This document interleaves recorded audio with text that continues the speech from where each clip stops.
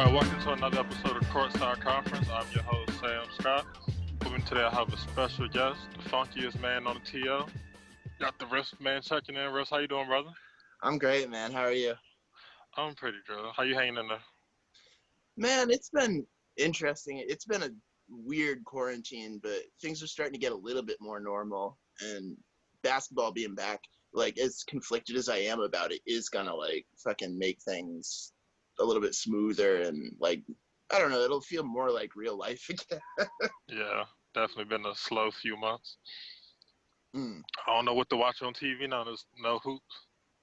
Man, I just watch old concerts on YouTube all night. That's all I got to keep me fucking occupied these days. I think I ran through my fill of Jalen and Tatum and Smart highlights at this point. So no, that's what I have to go back and like watch the Tatum against the Clippers, Tatum against the Lakers, Jalen against the Raptors games. I've got them all just like bookmarked. I feel you. Just to keep it fixed. I think I watched the clips of Jalen posting up on what's the name, Jalen Brunson on the Mavs like 10 times already. Oh yeah, the one he took in foul line was just like demoralized. That's like one of my favorite highlights of the season. Like that just little one play right there. Yeah, that whole game he was all over the place. He had a couple of great sequences like post defense too. Like when he's locked in on both ends, it feels like he can just like take over games entirely. That's great fun player. Let's stay on the sea. So when did you become a Celtics fan? You from North Carolina, right? Yeah, I live in North Carolina right now. I've bounced around. First Massachusetts, New Hampshire, then Tennessee, now North Carolina. But I grew up in New England, so it was like Paul Pierce, obviously, like started it off. I think I really got in like watching like a really bad year, like 05, when it was just like P and Tony Allen and Delonte West, but it was still sick because Pierce was like taking triple teams and just cooking dudes. I'll always remember where I was when Artest pantsed him and he still hit the J in his face. Like he put it right in between his eyes. That one in the 3-pointer he hit against the Wizards, the Caron Butler Wizards, like three guys on him, buzzer beater 3. Just it was fun watching P when he was really like a virtuoso scorer. And it was just him. Mm. But that was the funnest years, down years where they just hoop at that point. Yeah, and like if you were watching that, like you were just a diehard anyway. So that's kind of like the basis of like watching every game for me was like those years. I'd always watch every night, just come home from school, do that, and that just kind of became a way of life. But like in terms of like what Celtics Twitter has become, I had a couple of years where I had like a ton of back surgeries, so I was like bedbound for years. And it just became a thing where like I was just like live post the games just for like the sake of my friends and stuff, like for posterity, and then it just became a big thing, I guess. Yeah. But that was a bit 3 years where that happened, or it was like a 5-year stretch, but it really started like 2012 that year when we went on the run again. That was a crazy year. The lockout shortened year was different. We started bad and then like really picked up, and then that playoff run was incredible. So I'll never forget that 7-game series against the Heat. I thought we had them dead to rights. We all thought it. If we just had Bradley, just like to make it a little bit easier to keep weight off the foul line, we would have won that series. Somebody on the perimeter who's like not in their 30s by this point. Yeah, I mean, we were relying on we were running on like Michael Petras. Those guys trying to chase Pete Bryant and wait around. We were down to the last clip of ammo in that series. That's what I was trying to say that a while ago. If we had some type of youth in that series, we wouldn't have been like gassed by games. It took everything out there to win those 3 games they won. Yeah, the game that the game that we lost because Rondo got hit in the head and KG got kneed on the layup. Rondo had to play like 48 minutes. He didn't leave the court. He didn't have a backup point guard. Yeah, Keon doing his own backup. Yeah, and it's like he hit a couple of big shots, but he wasn't like D Wade. Like you're not messing with D Wade with Keon Ewing. Like especially prime D. That wasn't prime D Wade, but he was still like fairly healthy that year. Yeah, that was the like years after that. Slight post prime, I think. barely post prime at that. And obviously, like, Braun was Braun, and Pierce did as admirably as you could, but that dude was just in 2012. That Game 6 was probably the best individual effort I've ever seen in my life. Definitely. I almost shed a tear that night. That was tough because you just knew it was over. Like, oh shit, we pushed him too far. Yeah, there was no coming back from that. He hasn't looked back since. But I don't want to cover that too much. Me, Darcy, and Darius sit here and cry for like 10 minutes over that the first episode. Yeah. Don't want to bring up these old wounds too much. I hear you, man. I hear you. But anyway, let's talk about the current league. So they're back at it with the Orlando updates, and it gets stupider each and every time. Yeah, man. I mean, I'm waiting for the Keith Smith war crimes tribunal for when they get him. Is Keith complicit? Yeah, I think he's like, he facilitated it, so like he might not get like the hangman, but he's gonna be in a dock for the rest of his life in The Hague. Oh man, that's so. Keith is a good dude too. No, he's funny. No, it's just I just think it's a hilarious little bit everybody's got going. Philly Twitter's gone far with it, but it's gonna be interesting. I don't know if it's gonna like actually like see its way through completed. Like I mean, Brandon Ingram just said that. He's like, I don't have faith in it ending because like look at what happened to MLS right now. Embiid just said yesterday he concerned about getting the virus. Somebody said Giannis had some issue with it too or something like that. Yeah. I didn't see the exact quote he said, but I heard somebody talking about it. That's why I'm putting money on us because Smart's already had it. So it's yeah, pretty much. And Tatum, he already said he just decided to go like over the weekend pretty much. Yeah, from what I heard, he and Jalen like kind of made the decision together. Like Jalen wasn't thinking he was gonna go, and then they both kind of had like a heart to heart or whatever. Or at least my sources told me that. Your sources. my meager sources, aka friends from Scout Twitter. But friends like from Scout Twitter.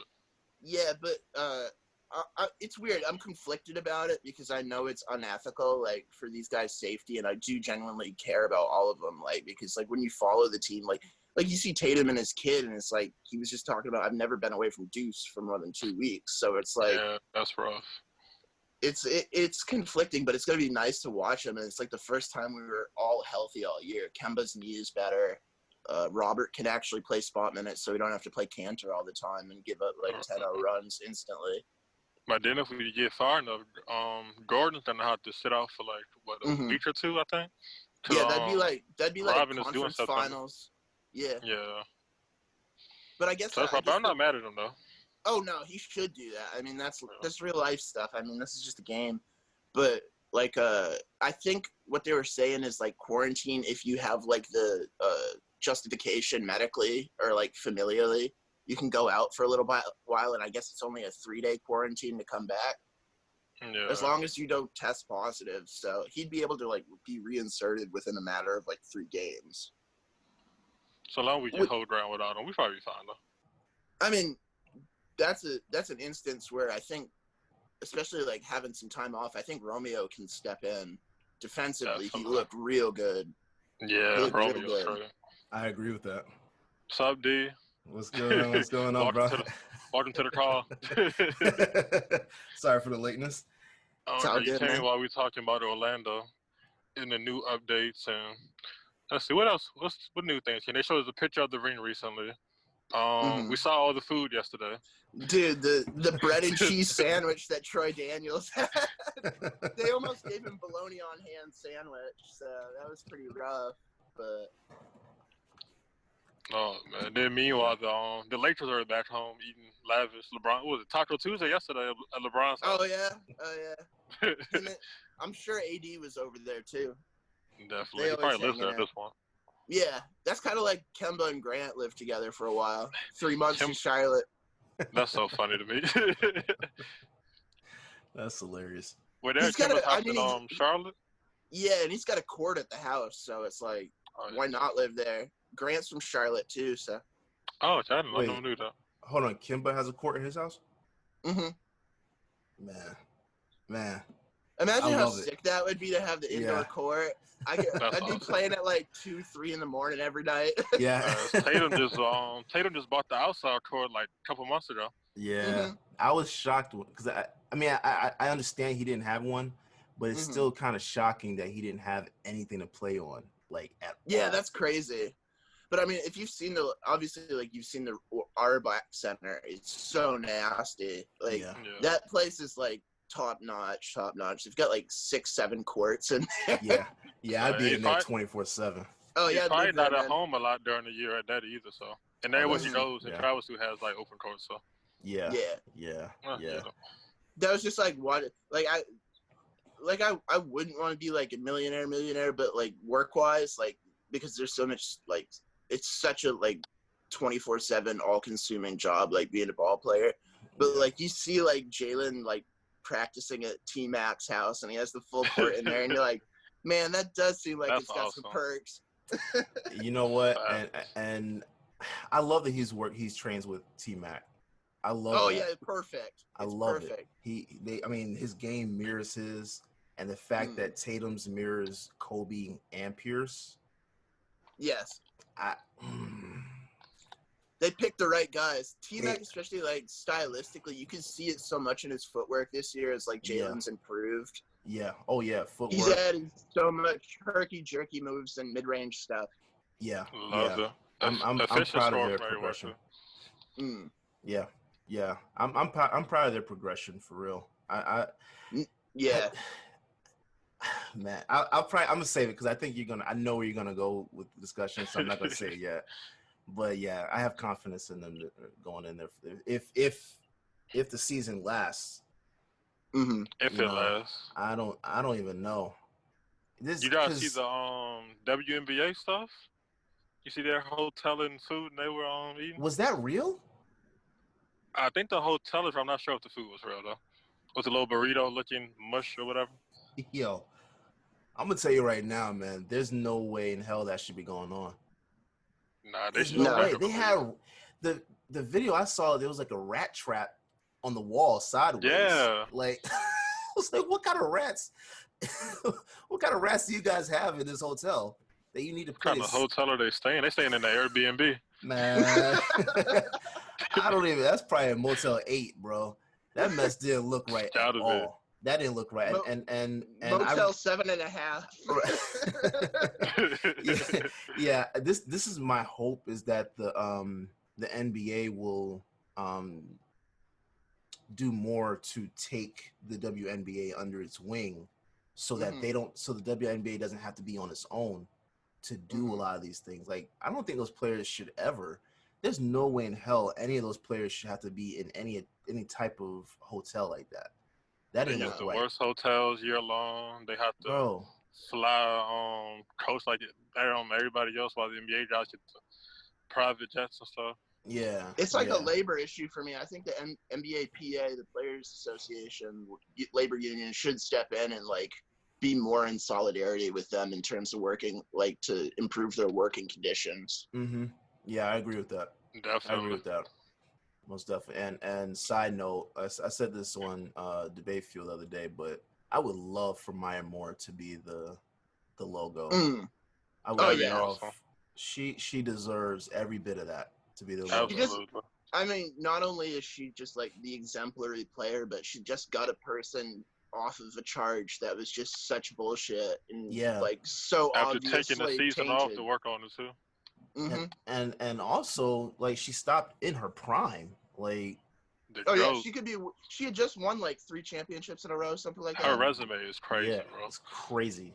So yeah, I would love for them to do that. Change her to the logo, and it should be. Yeah, it should be. Yeah, it's time. It's time. And definition of more than an athlete. Right. Yeah, but could you imagine if she did that, and the guy was actually guilty? Like if they found out, she put it all on the line. She put everything on the line. Yeah, she put it. So, salute to her. That was, and they already don't make a lot of money during the season or from the basketball contracts anyway. So she stepped away of a whole year of money in her. Yeah. I mean, I mean, she put $800,000 on the line to go and help a person who's being oppressed, and I mean that is like hero shit. Yeah, Definitely. Yeah. So salute her. Yeah. Big ups to Maya Moore. But while we on activism, no, say what was perfect. You guys see the names, the phrases on the back of the jerseys? Dude, I have a lot of opinions on it because I just think it's one of those things. It's like words aren't going to solve these issues.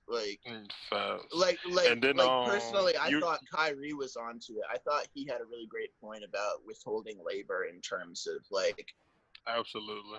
And see, this is more important, and a way to really hammer it home to the moderate white person is if we take away our entertainment that we're providing you, let's really talk about this and let's get out in the streets and really make a change that is material.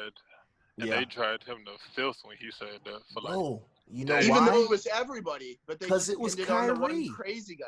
They pinned it on the guy who thinks about flat Earth and but at the same time, this is a person who's incredibly socially conscious. He's a person who stuck up for the Standing Rock Sioux in 2016, 2015 in terms of being a water protector, and he's always been a person highlighting social injustice.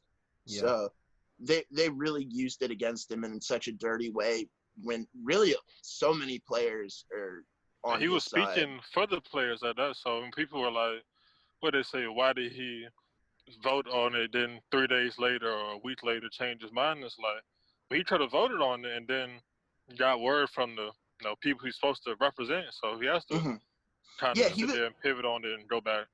He was just expanding the discussion because it sounds like obviously CP3 and Braun are at the end of their primes and wanted to get the playoffs in no hitch, but it felt like Donovan Mitchell said that younger guys didn't know what their place was in the discussions about racial justice and withholding labor. Young guys like Jalen and Mitchell and Mitchell and Tatum haven't yet gotten their contract, so that you might have your values that say I can't stand and play at this moment because of what's going on with Breonna Taylor, George Floyd, but at the same time it's we don't have contract security yet. So Kyrie opened that lane up for people to feel heard. And it wasn't about submarining anything. It was just to make sure it was a robust discussion with everybody involved. And that's where I got a lot of respect for Kyrie there. He took it all to the chin too. He didn't lash back out after getting criticized. We haven't really heard from him the last month or so, but Avery and Dwight took up what he left for them and started anyway, so salute to them for that. And Avery's not going to take care of his child, and Dwight just opted in Monday, I think. Yeah, I think so.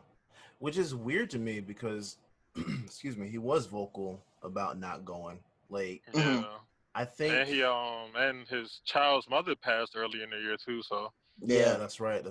Yeah, I just think that I agree wholeheartedly with Kyrie, but it's just because it was Kyrie. That's if he paired with say a Durant on that, it probably would have had more weight to it. But it's because it's Kyrie. That's literally it. He wasn't wrong though. The curse and the beauty of Kyrie is he doesn't care what anybody thinks, and that gives him the space to be more vocal and more confrontational about the material issues that affect a player in the league. But at the same time, because he doesn't care and because he has been kind of a loose cannon with some of his wilder ideas, they use that to discredit something that everybody was feeling. Yeah. Right. Yeah. I said salute to the guys that picked up, and he was right because, and then like I said with the phrases, you hear the original thing that lead throughout where they were only going to have them on the jerseys for the first 4 days or 4 games everybody played. Not enough. Yeah, they said the original thing was they had the small list of phrases they could only wear them for basically the first week of game action, but then they had to go back and renegotiate, and they had to get the phrases approved and need permission to have their safe buzzwords that don't really offend anybody, like vote and what's the other one? How many more, or education reform and all that other stupid stuff. Not enough. Spencer Dinwiddie wanted to make his about the the budget deficit. It's like, come on, man. Get that out of here. We don't put trillion on the back of his. So they didn't speak to the players about like which were terms they were going to use, did they? No, they were very like. Because I saw the list, secretive about it. Yeah, I saw the list. It didn't seem like that was something that they would have. If they had any input, I'm pretty sure a lot would have been changed. Definitely, because Jalen and Mike Scott said off rip as soon as they asked about it, they didn't like it. Yeah. Yeah. And Jalen posted on Instagram the other day, it's kind of his own personal protest. He was going to have strange fruit on the back of his jersey. Man, and he posted that strange fruit still hanging on the poplar trees, which I thought was like incredibly, I don't know, I just thought very poignant and direct and linking everything together. But they were never going to let someone like him or Will Barton said that we're like, it's time for a revolution.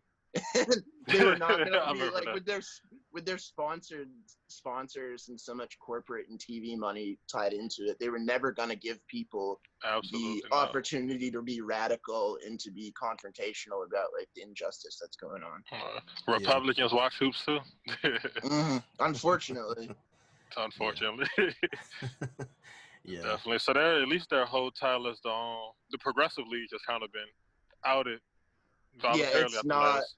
2 it months, comes down to the almighty dollar. That's pretty much. That's all it is. And they openly expose themselves too. It's not like anybody's like putting the boat back in. They're just like every week they're just telling themselves pretty much. Yeah. Yeah. No, that's why I think that I mean I understand what Adam Silver has to do as a commissioner.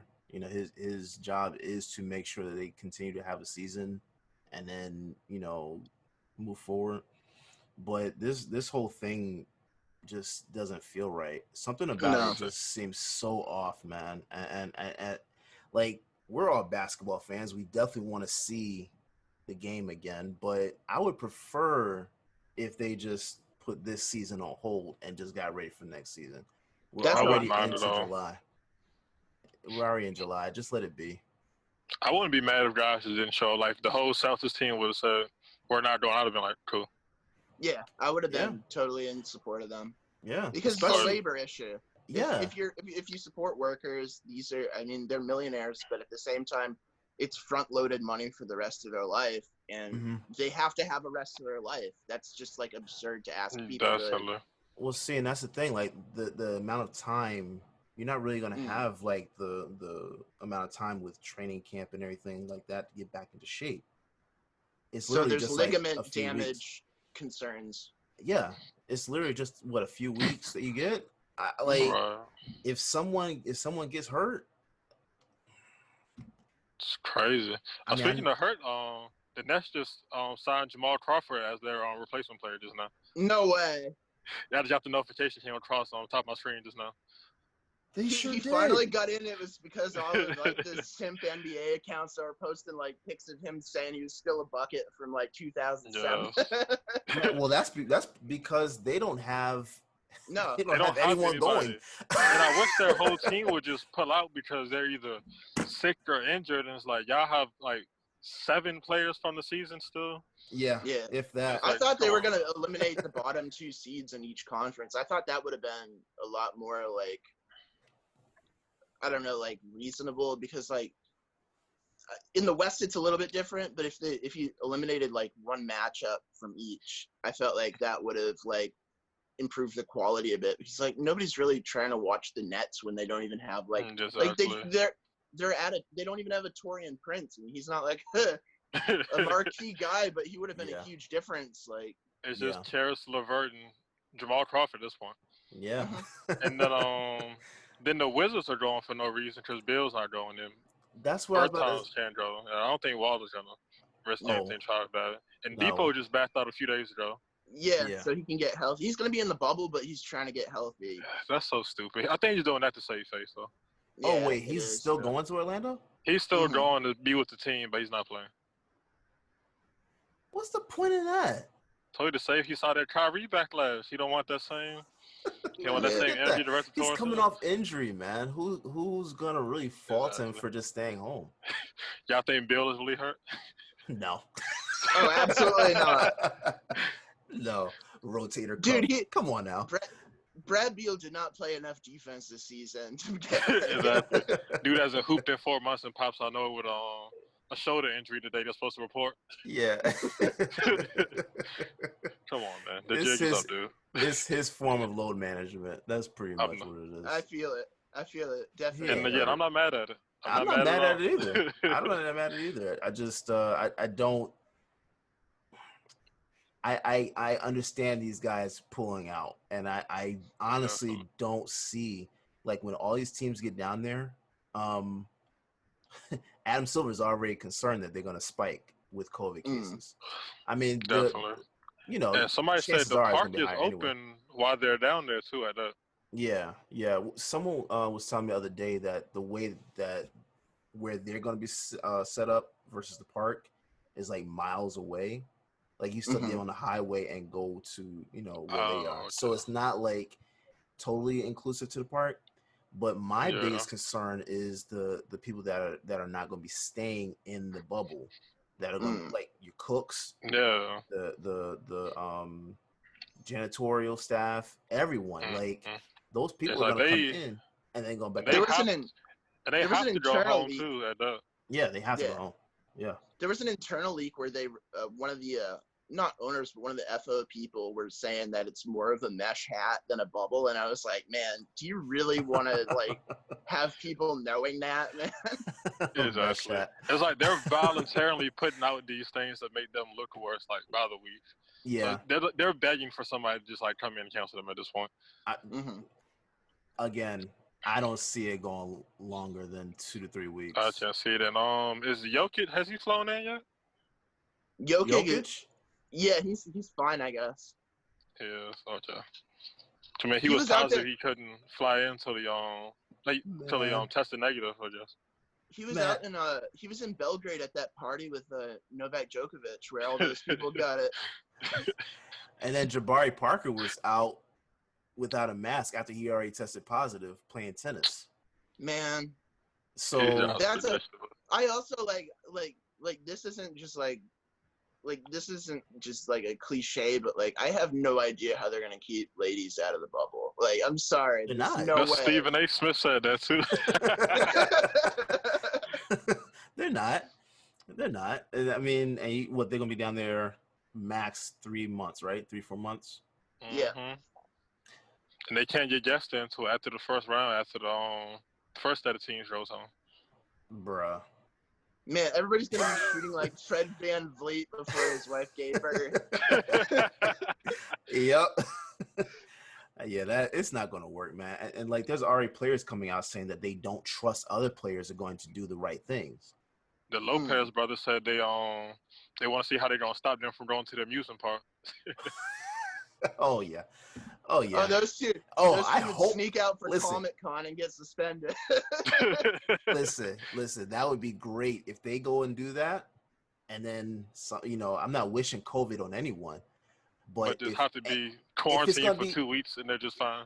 Yeah, just quarantine for 2 weeks, and all of a sudden that just messes them up with matchups and stuff like that. That'd be hilarious.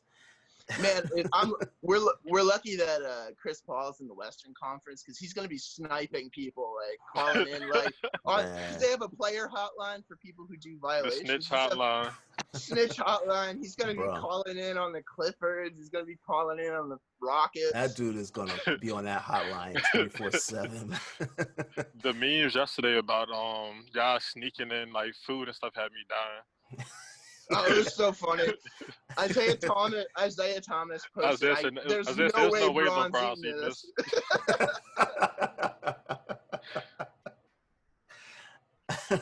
Yeah, man. I guys just had a reheated pasta in a little small roll and a little sandwich. I was like, where's the meat?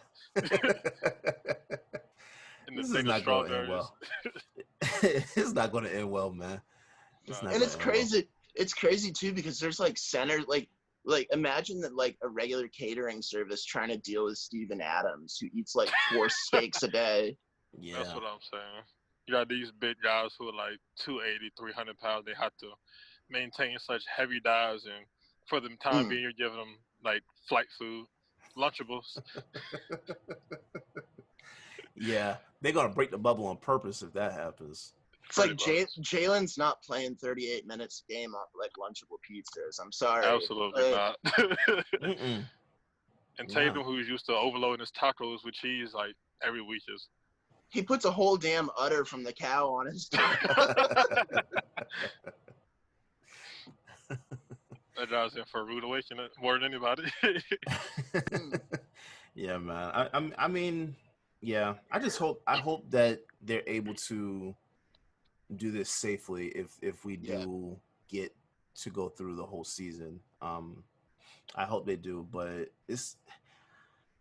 I don't know how y'all feel about it, but the awards for the season, do you feel like this is going to end up messing them up a little bit?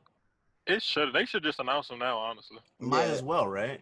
They're only playing 8 more games, and they can't do the award ceremony this year. So no, they can't. I forgot about that. I don't see why they're not. They more or less already released first team all defense with like Smart, Simmons, Giannis, Brook Lopez, and Gobert. Oh my God, Gobert's gonna tie Giannis for Defensive Player of the Year. Dude, Giannis is gonna be so cool. Giannis is never gonna win that award, Bob. So poor guy. He deserved it the last 2 years, in my opinion. Like, absolutely. Giannis has Brook Lopez looking like a great defender, as we've been like ragging on him for a decade for not playing defense or rebounding. And it's like it's so biased to the rim protector, but Giannis is their whole system. Like he can cover so much ground and kill every passing lane. Yeah, so. Exactly. He's gonna have to split. The one time he does, he's gonna have to split it with Rudy Gobert, or lose to him a second time. Like, come on, dude. Hey man. Either way. What can you do? Marcus Smart ain't winning it, so well, you know. Right. Speaking of guards, we had like one wing winning in like last decade. Yeah. Yeah. Kawhi the first since our testing. That was like what 04 he won. Yeah. Last guard to win it was Peyton in the year that they went against the Bulls in the finals. That's ridiculous. We have some crazy guards in too. Yeah. Like Chris Paul, like an all-time defender at his position. Oh, most definitely. He's one of the best team defenders of all time. Especially for a small player, like you can't switch him. Like you can't do switches against Chris Paul. Yeah. You got Smart guarding 1 through 5. You got, I don't want to say Patrick Beverley because he's not on that level, but he's an irritant. He's a good instigator. Irritant. Yeah, definitely. Yeah, he sets the tone well. Yeah, like I view like Smart as the better technical defender because like you could not take Pat Bev and be like go guard Kawhi, and win. Hell no. Like the game in LA where Smart like locked Kawhi up, like just blowing up high pick and rolls and stuff, getting deflections off his feet. Like nobody's doing that with Kawhi Leonard. You could tell Pat Bev to go like frustrate a guy for like 5 minutes at a time or something else about it.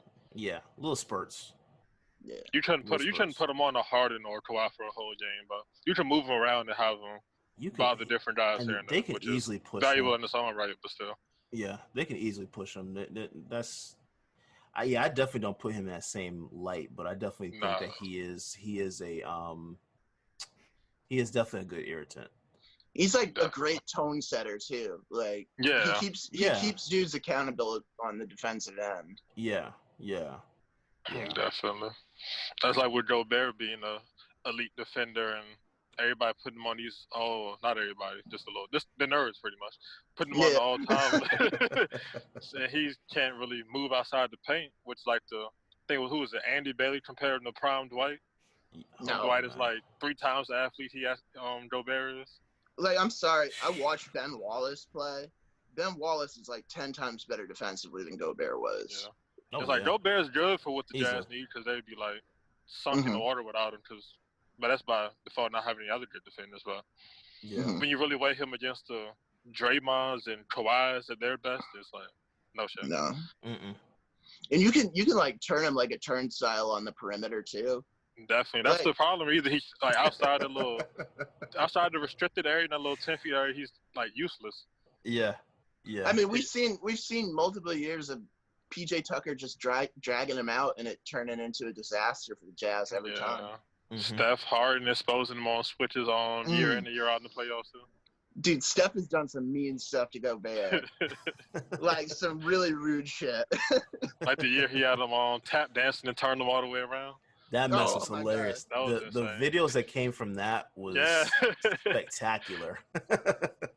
Man, I miss watching. This year was tough. I missed watching Steph and Clay a lot. Like, definitely. Like everybody hates on the Warriors, but like it was fun to hate them and want to beat them.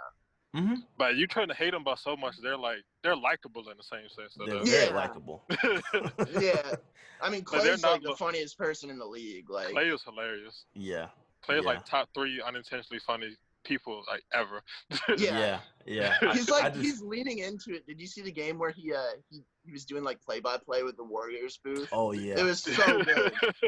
Yeah, he's got a future in commentary. He's like Bill Walton in his own kind of way, where like he's just in outer space all the time. Yeah. For a very obvious reason. Yeah, I like him. I think it's gonna be great seeing them come back next season. I can't wait. I thought they were gonna come back this season, like burst somebody's bubble in the playoffs, but then Steph got hurt, so I think when that happened, they kind of just packed it in for the whole year. Yeah. I'm looking forward to seeing what they do. I'm more intrigued to see how Wiggins fits with that team. I feel like we have the history of him like not doing well, but I keep weighing on it. Like eventually Draymond's just gonna beat him up in practice. He's gonna have to play a little bit more consistently. Bro, listen, if he didn't do well with Jimmy Butler, what makes you think he's gonna do well with Draymond Green? And then having to look over and see Steph and Clay over there laughing at it. Exactly. But they've gotten some good highs out of like the most like strangest players though. So it's gonna be kind of intriguing. Yeah, Harrison Barnes. I thought Harrison Barnes was up next at one point, like early in his career. Yeah. I think for like guys with lighter personalities, Steve Kerr is really good. Like, no, I think Wiggins is like really set in his ways at this point though. Oh yeah, he definitely is. I think he'll elevate his game a little bit, but I'm not expecting him to be the guy he was paid to be. You know what I'm saying? No, absolutely not. If he that's just never happening. If he would just, they can get him to commit defensively, he'd be fine, I think. Oh, yeah.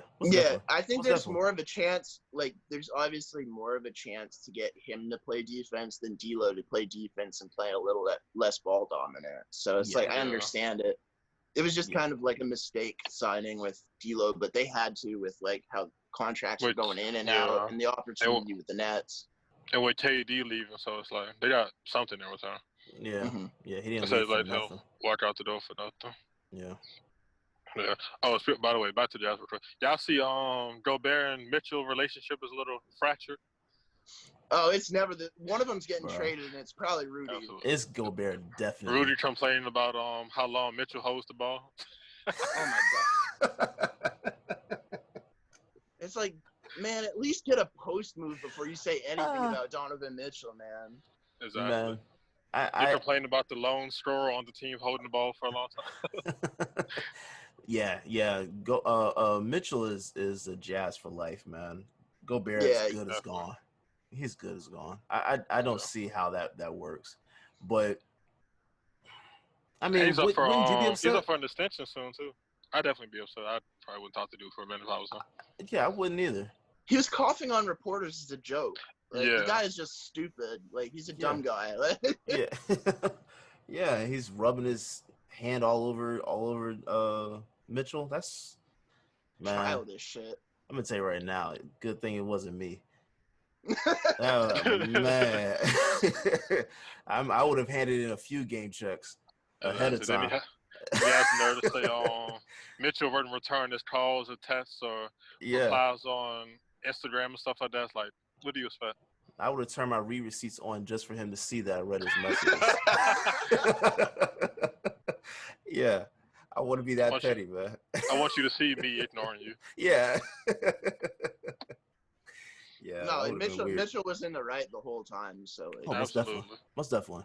Most definitely. What team can you see Gobert going to if he's traded? That's a good question. I think a lot of teams would use it. I don't think any elite already set teams would like break the bank and trade for him. But I see some like middle tier teams kind of taking the gamble. If I was the Jazz personally, I'd try to get in like to see if like because he's a big name, that if they would be like enamored with sending him for Mitchell Robinson, because like Snyder with Mitchell Robinson could like do some things. That's the Knicks too. Oh yeah, they get away with them. They will. They'll get Robinson and probably get R.J. Barrett. They would figure out somehow, some way how to do it. Oh man, I was starting. Kawhi didn't travel to Orlando yet. You just got that notification too. Yeah, I'm about to say, hold on, what? He has a family situation, but he's supposed to. Yeah, go later in the week. His sister got charged with murder. Oh really? Holy crap. Yeah, that happened at the beginning of the season. Yeah. Okay. Is that what he's taking care of right now? They just said a family situation, so that's probably it. Oh man, yeah, that was a stupid story. That was crazy, man. That was stupid, man. Definitely, but hopefully everything works out with Kawhi. Yeah, he gets his family straight before he goes. Because he's already had like so many issues. Like his father was murdered when they were living in Compton, so it's a tough time for them, man. Yeah. Riff, you're an Uncle Dennis fan, aren't you? Oh, I love Uncle Dennis, man. He played, dude. The way he played the Lakers is like an all-time finesse. Like, yes. Like nobody. He was setting up a meeting with them, and they said we're going to go do some things, and then he was having lunch with Paul George in like an opposite hotel. Like incredible, man. I love Dennis. Like, and he's been right in every instance. Every single instance. Yeah, I want to see him take on more clients. Yeah. I definitely want to see him more. Like if we're talking about real player empowerment, like not letting people play with your health is the number one concern. Oh yeah.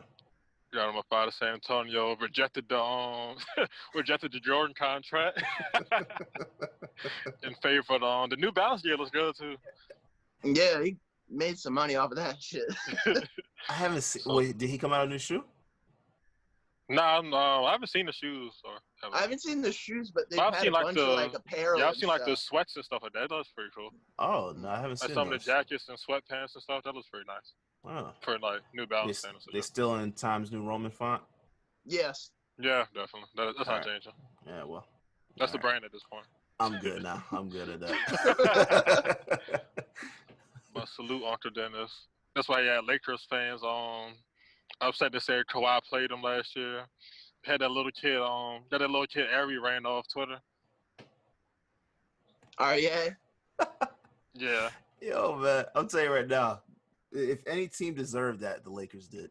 Absolutely. Oh man, they were lusting so openly for so many players, and it was like messing with people's year last year. Like it fucked up the Pelican season, it messed up our season. Oh yeah, right. It really messed us up. Yeah, like Tatum wasn't right for a while during that because you could like see like the stresses of almost being traded on him and Jalen a lot and Smart. Yeah. And then you add Kyrie on top of that. Right. It wasn't a good mixture. I said Danny took him out and like talked to him about the whole thing though, so that was pretty good. Yeah. Or a lot of GMs would have just let it be. I'll say this a billion times: sticking with Tatum over trying to trade for a half a year of AD is always Ainge's best move. AD would have showed up to work every day this past season, just like dreading life. Yeah, yeah. They would have probably like faked the shoulder injury like every other week or something like that. Yeah. And then he leaves games more than any single human I've ever seen. He gets like a bump on his like arm or something. He goes to the locker room for like the next 10 minutes.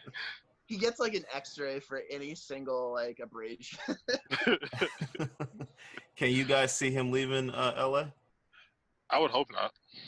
I don't think so. Like he seems like he's good. Anyways, I mean, for their sake, I don't think so. He seems to have a really good connection, like on the court with LeBron. Like they're super complimentary, and like plus, like I mean, you're living in LA and playing in LA. Like it's kind of hard to beat. Yeah. Definitely. Especially with like how much of a disaster Chicago is organizationally. That's like the one team you can see him doing because he's from Chicago. That's the hometown. But like they've been such a mess and their ownership is not good. So at all. They finally fired Patson recently, wasn't it? Or I think so. Yeah. That was weird, but it was a good move. They had to do it. Decade overdue. Yeah, most definitely. Yeah, I mean they had great teams over the last 10 years. They had really good some teams. Great players. Teams with Gang and Noah were sick. Like those were some great defensive teams. Great passing teams. All you do is figure out a way. Yeah.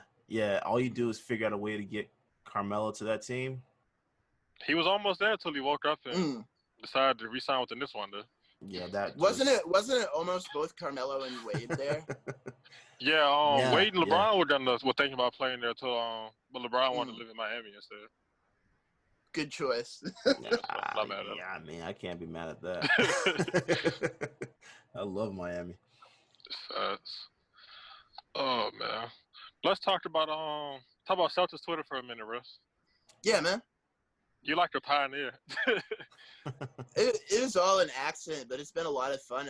It's been one of those cool things where it's become kind of like a community where I've met so many people going to games and like just meetups and stuff like that, traveling. I've had people pick me up from Tennessee and then we go down to Atlanta for a game. Wow. So it's like that's crazy. It's really cool to see where it's gone and like to see like Marcus Smart interacting with it and like obviously Robert got his nickname off of it and Time Lord. You got to write the slam piece about like cool players or something like that, didn't you? Yeah, I've written in slam and dime up rocks and stuff and like Rachel Nichols has talked about us on the jump and stuff like that. Yeah, I remember that. Iron Eagle pulled out the Time Lord nickname on one of like the national broadcasts, which it was dope in real time. I was excited about that. But it's been a real cool thing, and we just keep it lighthearted for the most part.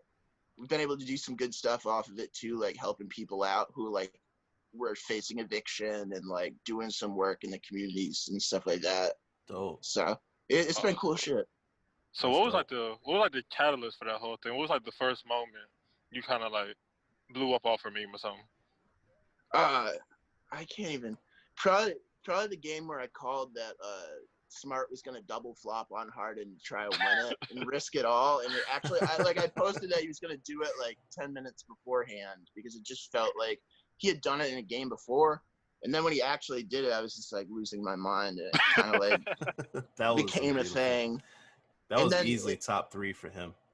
And that it was just like a lot of it's just like all centered on the players' personalities, like ripping on Gordon, like sneaking away from his family to play video games and shit like that with Robin.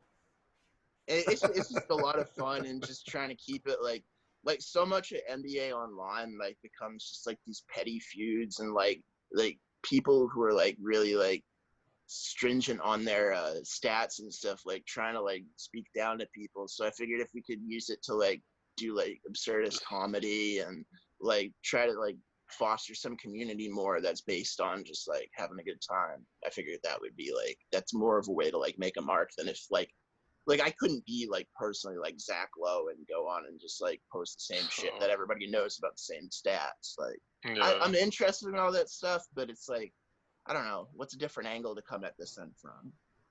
Definitely, and it's made being a fan like that much funner too.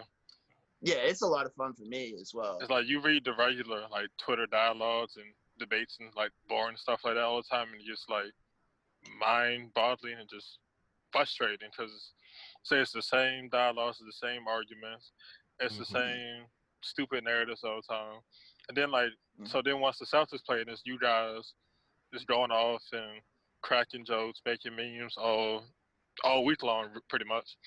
Yeah, 7:30 every night. It's like it makes the whole thing like that much funner and makes the whole and like Twitter is a horrible place like most of the time. So it makes like spending so much time on the app like at night actually worth it.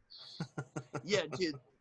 I mean, like I've missed like live tweeting games so much that like you don't realize like what a big part of your life the NBA is until it's just like not there. Like that was like it was so surreal. Like, what am I gonna do with my nights now?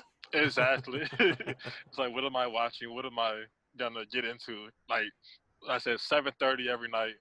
what was it, 7:30 to maybe 10 o'clock. It's like my Celtics stretch, and it's like now that's not there. It's like, what is there to do now? Yeah, and I'm big like I do the Celtics game, and then I just chill out watching a West Coast game, like watch the Clippers, watch the Pelicans, something like that. So and then you have whatever goofy stuff happens during that night too. That you might watch another hour. Like you never know when like Chris Paul set up a trebuchet outside like Staples Center to like bombard fucking Doc Rivers. I was up to like one in the morning that night, just laughing at the TL. Oh, it was crazy. That was hilarious. And you posted the Isaiah picture after he stole the inbound from LeBron that year, didn't you? Yeah, that was that. And Dan Gilbert got mad at me and had me blocked. He tried reporting me for a while because I was trolling him every single day. And I've been Dan Gilbert got me. Bill Simmons blocked me back in the day, which I'm proud of because I was always ripping on him. He's the worst, man. I hate Bill Simmons so much. He doesn't even feel like he's actually a Celtics fan, man. It's he's just a Clippers fan at this point. Like, yeah, but it's not even that. It's not even that. He's just like a whiny rich dude. Like that's just all it is. Yeah, he most definitely is. Definitely. And super tone deaf. Him and Russillo are just like I couldn't listen to that if you paid me to. Like it's like nails on a chalkboard. I think the one time I listened to their pod was when they had Kyrie and Kevin Durant on a few times. Oh god. And Tatum's rookie season when he was on there too. On Bill Simmons podcast? On Bill Simmons podcast. He's just like asking always like awkward questions that like the players don't fuck with at all. Like exactly. So you had any talks about teaming up with such and such? Why they're like under contract with their current team? He's like, you and KD had any talks about teaming up before? He's like, what? Kyrie was like, excuse me. I only listened to one episode. That was when he had Isaiah Thomas on. How was that one? I had a long drive, so I listened to it. I mean, but it felt weird. It just felt weird. I don't know. I can't even like describe it outside of that. It's just the conversation was a little weird. It didn't seem like he was actually a reporter. Some of their articles like annoyed me too. Like the way they kind of grouped it. Like I think they had a best like front court in the league article or in the conference or something like that. I think they had Tatum listed as shooting guard just so they could like pair him with just so they could pair him and Kyrie up for the sake of the article. Then on the front court list they had Jalen paired with Horford. I think that was like last season. At least watch the game if you're gonna write about it, man. Yeah, exactly. At least give some type of attempt to try. Dude, I was kind of pumped when the takedown came on him about like workplace diversity because it's so obvious if you like just look at their staff that they've put no effort into it when there's so many great writers out there. Yeah, it's just like insulting. He's like, we can't. What do you say? It's not open mic night or something where he doesn't find talent. When we could like log on the internet right now and Google a player and find like 1,001 blog posts about just like one specific team or player. So it's like it's so easy to find talent at that. And he's like giving his kids and like nephews. Yeah, he gives his daughter a show. It's about I forgot what it said about something stupid. His daughter has a show. Yeah, he gave his daughter like a podcast or something. Then he does all the good big podcasts. Time nepotism. I mean, he's just a hypocrite talking about like it's not open mic night while like giving your like teenage daughter a show for nothing. Probably paying her like $80K. Right. And they just inked the Spotify deal a couple months back too. Yeah. 150 while they were cold shouldering the union as it was forming. Yeah, I remember that too. Fucking Bill Simmons, the worst. Yeah. Oh man. And that was not a question about Celtics that I had to ask. There we go. What was your favorite moments from like sparking the whole thing, by the way? Any games or plays in particular like stick out? Oh man, the best game ever, Game 3 in Philly. The confetti game. That's always gonna be like that's my favorite game ever. It's incredible. Like the way that Philly blew it too is they always have to live with that. And like how much we got to dunk on him for it, and like in Simmons having just 1 point in Game 2. But like it was all so fun, and they had talked so much shit like prior to that about how like we didn't know what we were doing, team building. They want Boston and yada yada yada. Trust the process. They got smacked, and we would have swept him if Jalen hadn't hurt his hamstring, because Jalen was like 30-piece in the Bucks. Yeah. Oh my God! You remember? You remember that Game 4 against Philly where Jalen got the tech for walking to the bench for no reason? Oh yeah. I forgot about that. Dude, Tony Brothers and Scott Foster were making sure that there was a Game 5. But Jalen picked up the fourth foul and tried to check himself out the game, and they gave him a tech. It was the most garbage. Like the difference in officiating physicality in that game was so garbage. Like Embiid was throwing dudes. That was also the game where Marcus 3-0'd him. Yeah. Oh yeah. Man, that was the game Embiid threw Larkin's shoulder out of place, wasn't it? Was that the game before? So, yeah. That was that game too. Dirty screen. Yeah, that was horrible. And we never saw Larkin again. Yeah, that killed us in the Cavs series because Rozier in Game 7 couldn't hit nothing. We would have had Larkin in. Bro, those transition threes, I still can't stop thinking about those things. Or transition 3 attempts, I should say. Attempts. Those were garbage. Absolute garbage. And it wasn't just Rozier either. No, Jalen and Smart had a bad night. We should have played. Yeah. And it was like the last 2 years, it's so obvious, like when things get rough, just play through Tatum and let him go one-on-one because he's going to make something happen. Yeah, but he wasn't as aggressive last season as he is. Yeah. And that was the biggest thing that I wanted to see for him in his game this year was the aggressiveness. Finally call his own number and be aggressive and demand the ball. That aggression has changed his game. Tempo-wise, getting to the basket, he's a lot stronger. His handle is tightened up way more. Oh, most and like definitely. just the confidence he has, like to take every single switch and know he's gonna get his J off from 3. Yeah, it's just like I keep going back to the game where he just let the ball bounce on Whiteside 3 times and then that was awesome. Stuck it. It was sick. Yeah, his footwork is gorgeous, man. I love watching his game. This season has been this season has definitely been his best season by far, but it's just great to see his rise and Brown's rise at the same time. And Kimba has been amazing for those two. Yeah, he's the best teammate possible. Like, can you imagine if we had Kimba last year? Ooh, with Horford in the pick and pop game. Man, that would have been fun. Baines and Morris, that would have been. Yeah. That's why I wish we found a way to keep Baines more than anyone. I think. Yeah, Baines is like he's such a great like teammate. Yeah. Like I liked Phoenix wasn't great, but I watched them all the time, and they played like quality basketball. Like they do. He just fit with Booker and Oubre a lot. Yeah. Rubio obviously too helps them out a lot. I think they'll be in the next year or two, they'll make a run at like being like a 6-7 seed, something like that. They just need to keep signing like actual players. So they don't have to like rely on Tyler Johnson or somebody like that. And guys who are gonna play their role and play defense. So it's just not Booker spamming like points all game long. Yeah. I love when people bring up his 70-point game. Yeah, it was such garbage, man. I love when they bring that up. He did all that. It was like a carnival act. It was like that guy. I'm trying to think. Is Jack something at like one of those small colleges where they just cherry picked him for like 120 points? Yeah, I remember that. Yeah, that was garbage. I Booker, it's like they were running the Grinnell offense. Yeah, Booker's great, but that game was a farce. Like they were fouling down 30 to get more shots up. Yeah, he's had plenty of actual great games against us. Besides that one too. Yeah. Yeah, he always that he's actually won too. Yeah. Yeah. What is a great talent?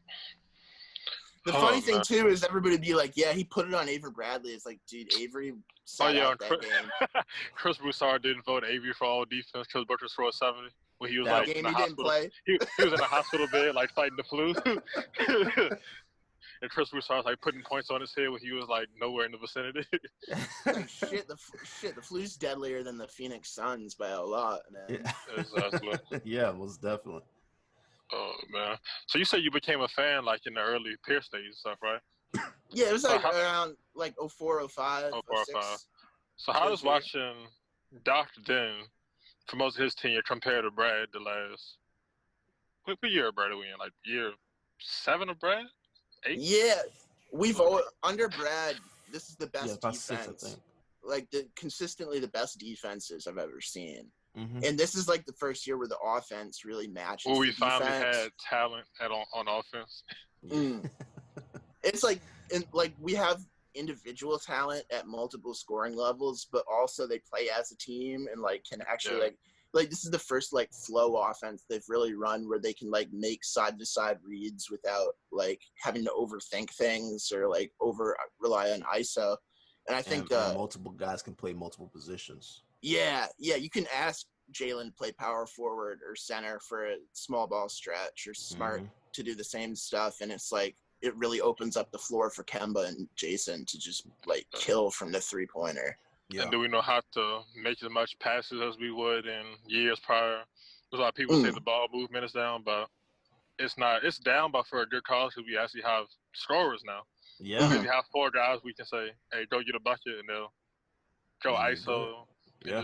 And Brad doesn't have to spend time stressing himself out, calling these sets, calling this.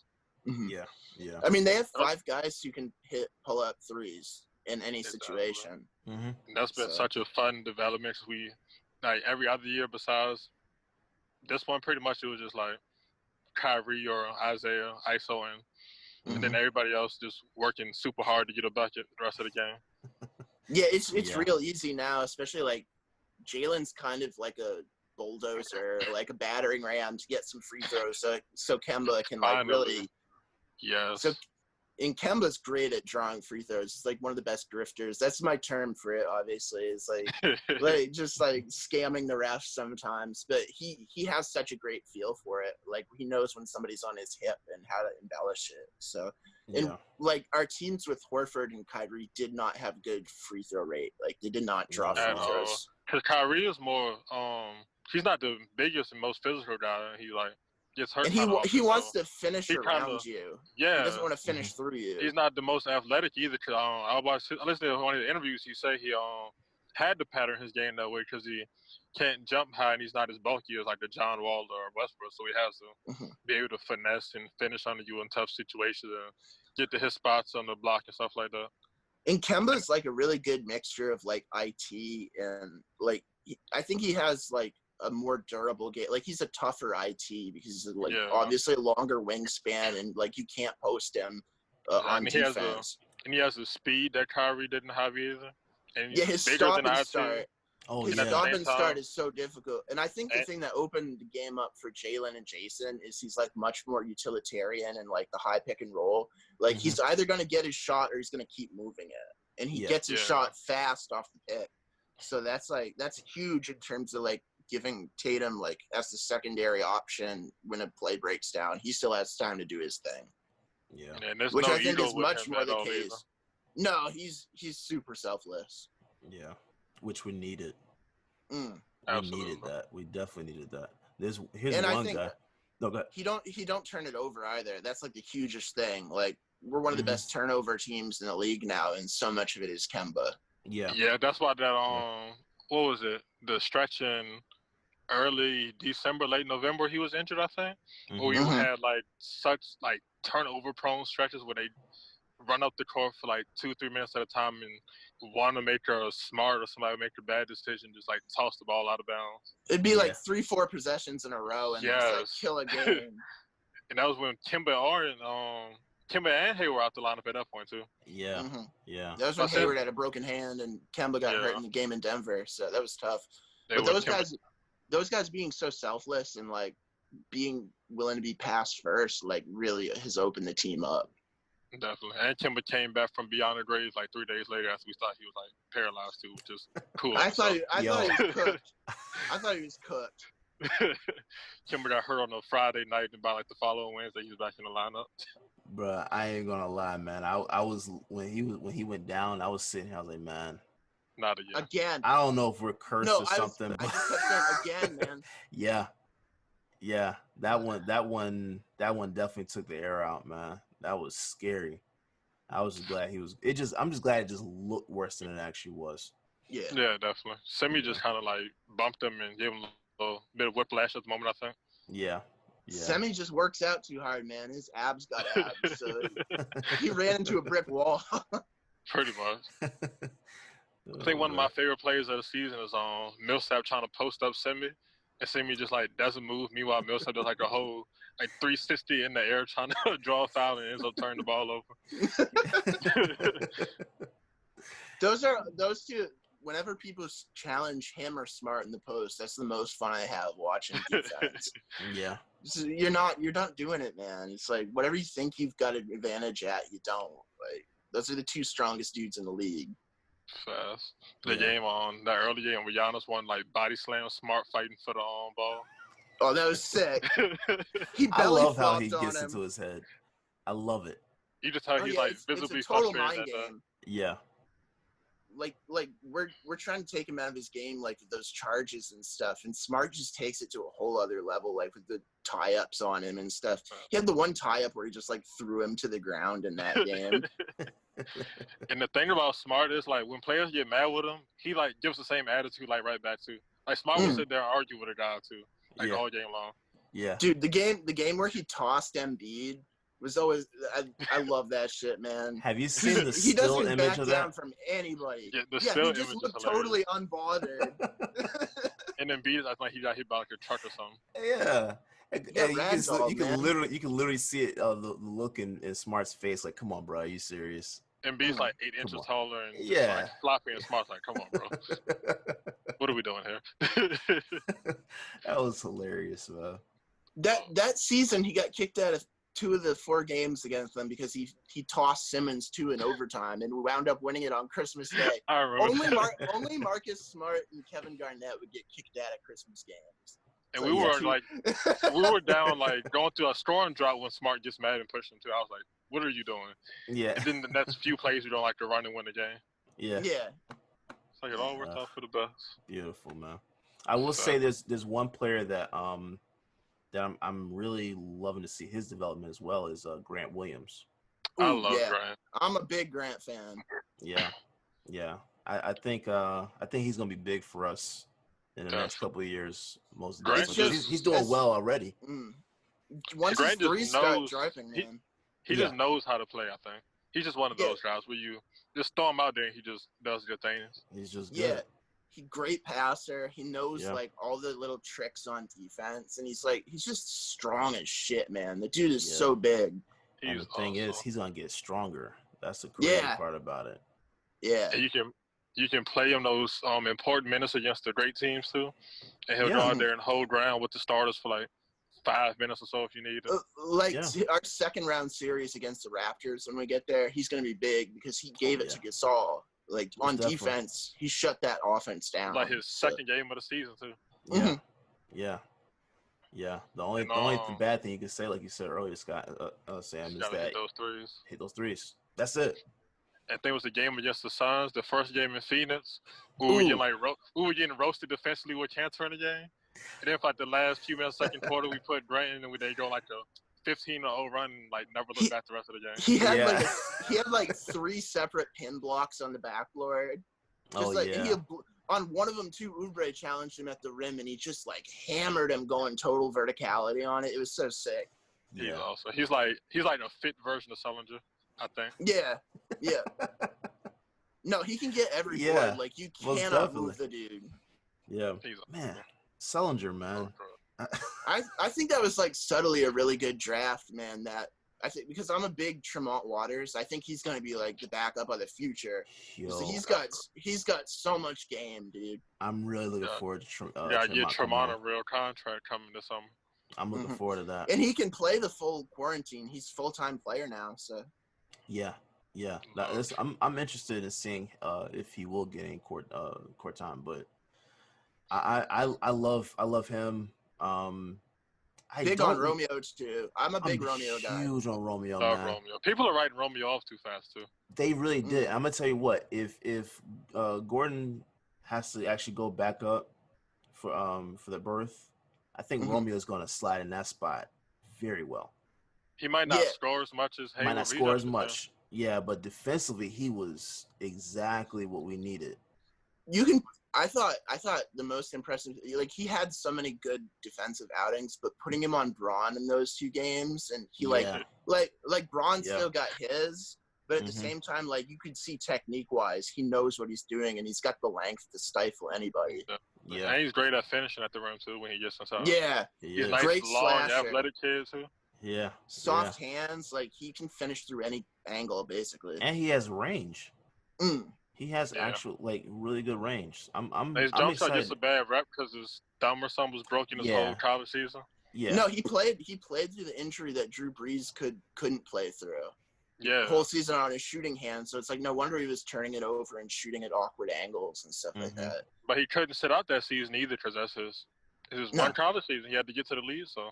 Yeah. And he's from Indiana, and like when you're Mr. Basketball in Indiana and play at Indiana, that's like only so few dudes do that. So like, fast. They love some Romeo over there. So looking forward to him this season.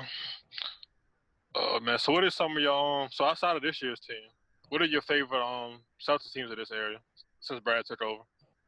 Since Brad took over, I mean, the Hospital Celtics year was tough because, like, it was like a what could have been, even though, like, there were so many adrenaline rush games where we just, like, fought through it every time. And that playoff run was magical. But probably the most fun was 2016, like, when, King of the Fourth IT, when he, like, just started mixing everybody every night. Like, I'll always remember that Miami game where he went for, like, 20 straight in the fourth quarter. Just killed him. Yeah. 52 points. 0 assists, or was like 2 assists or something. Yeah. Yeah, that was a great time. I actually every time we got toward the final 2 minutes of the third quarter, I always started getting amped up. Like, okay, here we go. You get your bathroom break in mid third quarter because you know it's prime time as soon as he gets in. Yeah, man. It was as soon as hit fourth quarter. That was it. And that was the first year with Horford too. And Horford paid dividends for everybody. Like 3 players had career years playing beside Al that year. Yeah, man, I really wish Horford had just held off on that contract signing for. He regretted it too. I know he did. He personally said, "I didn't know Kemba was coming." Because it's the idea of thinking like, oh, Kyrie could actually stay. That's not a good fit. Like, I don't blame him for signing the contract. No, go get that bag, man.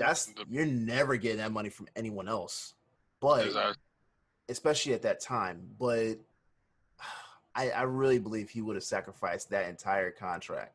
Absolutely, he was going to Boston. Yeah. That was the whole plan when he opted out to sign and come back for less for like another 2 or 3 years or so. Yeah, like if he had known that like Kemba was coming, but also like that it was going to be like a culture change with like Grant and Tremont too. It was like super big, like great dudes. Horford would have loved Grant. Oh yeah, that would have been like his like mini me. Yeah. Oh man. I was hoping we would able to get PJ in the lottery convince Horford and Horford stayed. I think those 2 guys would have worked out too. If we had gotten. I mean, like, I love the Romeo pick now because you can't get great wings. Like, just straight up, you can't find rangy wings like that. And wings get injured, too, a lot. So, like, and we're wing dependent. So we needed that. But, like, if we had PJ and Grant and we played, like, PJ as a starter and, like, Tice's role, it would have been so good. Grant is awesome, too. But PJ is awesome, too. Yeah, he's going to be a player, man. Definitely. He has such a smooth stroke. Like I watch a lot because I'm in like near Charlotte. I'm in Winston-Salem, but like I watch them all the time, and he's always just like such a sturdy player, like reliable pro. He developed that jumper like the course of like one off season at that. Because his rookie year at UK, he could not like score outside the paint at all.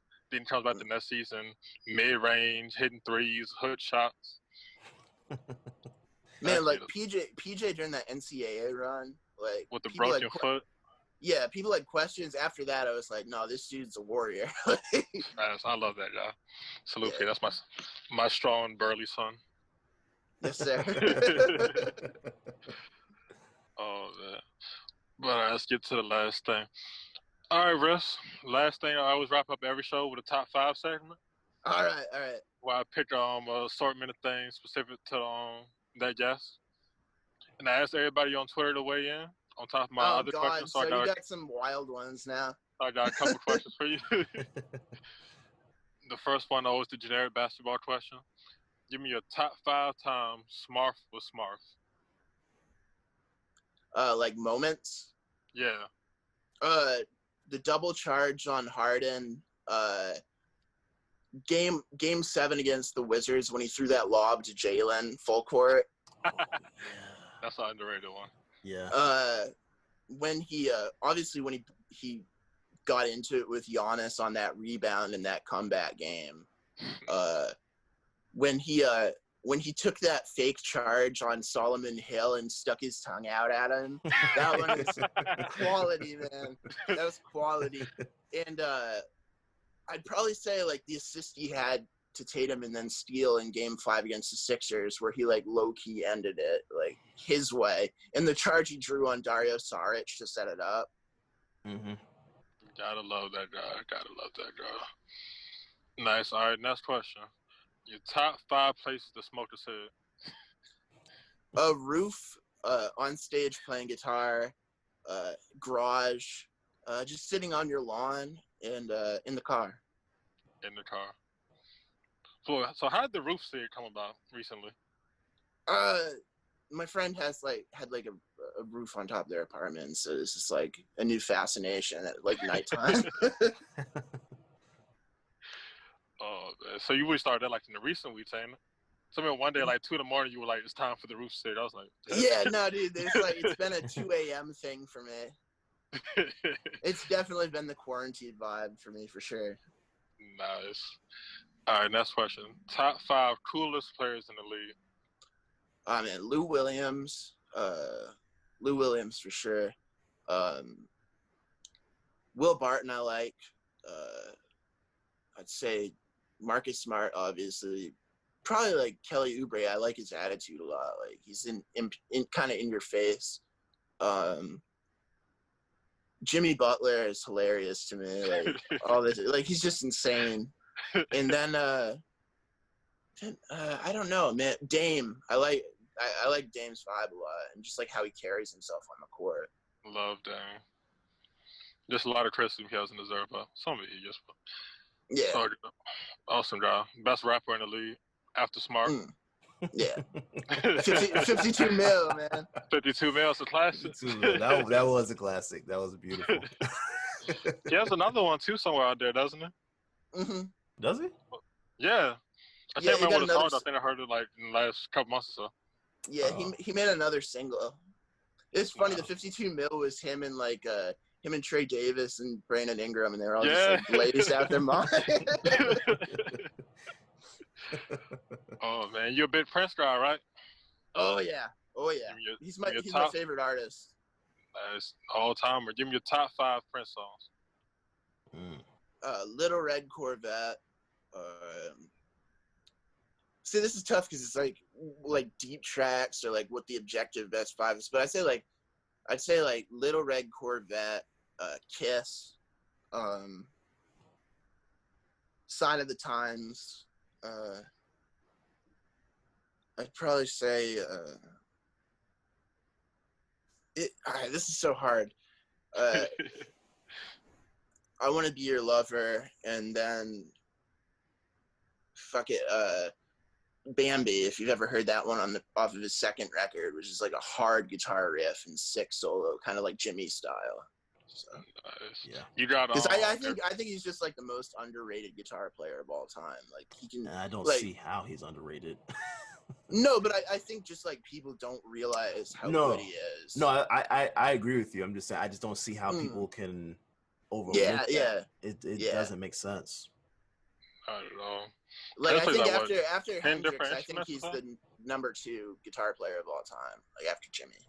So, So I'm Jimmy, not your mad friends. at it. I'm not mad at you. Who you round up the top 5 of the guitarists? I'd say Jimmy, Prince, Keith Richards, Jimmy Page, and Slash probably. Nice. And last question, this is the most person I gave anybody on here so far. And last question, somebody threw this one in. Top 5 dog breeds. Oh man, I've had a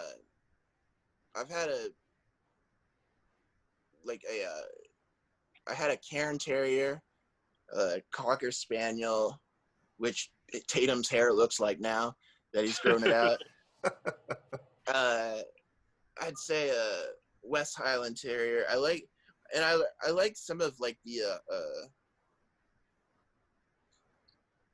I don't know. I like Saint Bernards, and I like the big dogs. Like some of them. Trying to think what another one is. I don't know. Corgis are cool too. I'll show some corgi love. So. Nice. It's what's Epstein's friend's name? Giselle? How you pronounce What Epstein's friend? What are you it? Yeah. saying? So how you pronounce her name? Ghislaine. Ghislaine Maxwell. Is Ghislaine gonna make it to trial? Dude, Ghislaine, I didn't think she was gonna. Dude, I did not think she was gonna make it out of the 4th of July. They put her in the same jail where Epstein got suicided by. Oh, Bill she Barr. was in the exact same one? Mm-hmm. Oh, snap. MCC in Manhattan. Oh, man. I have a pool on her hyoid bone when it's going to get snapped. I had blocked off a couple of days last week, so I'm kind of out of it now. She got around the pass away from COVID, so. Oh, God. Man, shit. You got a Deadpool going on, man. You can tell this is like weighing heavy on his mind. So he's like over there stressed out about it. Dude, I'm convinced it's gonna be someone like Epstein got by a guy named Joseph Tartaglione, who was a mafia hitman, who's like a bodybuilder. She's got my opinion. If it isn't COVID, like with them injecting her with it, like, I think she's gonna get hit by a female bodybuilder. You got an over under on the time frame? She's not making it to Labor Day. Just put it that way. Not making it to Labor Day. Dude, and you know who's gonna get got faster than that is Alan Dershowitz, because he can't stop posting about it. No, Alan Dershowitz every night goes on. He hops on Twitter every single night and he's like, not only were my wife and kids there with me, I can assuredly tell you that when there were sex tapes, I was not on them. Oh, it's yeah, like, I see. It's like, bro, the CIA is gonna kill you. Didn't they say it was a Reddit page, like openly posting about everything or something? Or she was like had a burner on Reddit or something? Yeah, man. And as soon as she got arrested, it stopped posting. So it's like, dude, like, I don't know what it is, but her and Dershowitz, like, something about being posters at heart, like, really ended up like giving the game away. You love a good poster though. You can't fault the game. You know, as in terms of like posters rights absolutists, I've got to say, keep getting those posts off Alan. Like, never stop, never log off. The only respectable thing about Trump that he never stops posting. I mean, I hate the man's guts, and like, I hate his guts, and I see like the system is like being broken way beyond him, and that goes into the Democrats too, because they're all just like sellouts and stuff like that. They don't care about anybody. But like, I hate that Trump is as good at posting as he is. Like, he's so good at it, and he's so insane that it's like I can't look away from it. Like, no matter how hard I try. Like, no matter how upset I am, I can't help but like just like let a laugh out at him at times. Yeah. Like in the most serious moments, I'm trying to like be upset, and this is like, dude, like, why are you like this? when he gets out of office, I whether he is arrested or not, when he gets out of office, I hope he continues posting. Tweeting through his trial is gonna be hilarious. Bro, I'm gonna tell you right now. He's gonna be on the stand getting off tweets about like Elizabeth Warren. So he threw a shot at Warren yesterday randomly, didn't he? Yeah. He did talking about the Redskins name change or something like that. I was sitting here like, how did he even get there? Like, he's like, they should change it to the Elizabeth Warrens. Bro. Yeah, I was like, bro, what?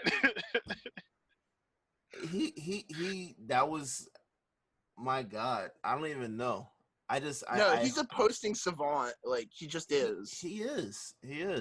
That's the only thing I can say that good about him. Him and KD, my favorite celebrity posters.